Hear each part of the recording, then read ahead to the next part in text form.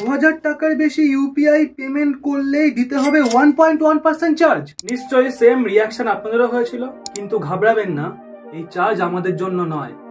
আগে হ্যাঁ, যদি 2000 টাকার বেশি লেনদেন পিপিআই থ্রু করা হয় তাহলে 1.1% চার্জ বসানোর সুপারিশ দিয়েছে এনপিসিআই। এখন এই পিপিআই অর্থাৎ প্রিপেড পেমেন্ট ইনস্ট্রুমেন্ট বিষয়টা ঠিক কেমন দেখুন। ফোনপে বা আপনার পেটিএম প্রত্যেকের না নিজস্ব একটা ওয়ালেট থাকে, আর আপনি আপনার ব্যাংক থেকে নির্দিষ্ট কিছু পরিমাণ টাকা ওই ওয়ালেটে রাখতে পারেন, আর সেখান থেকে বিভিন্ন জায়গায় ইজিলি ট্রান্সফার করতে পারেন।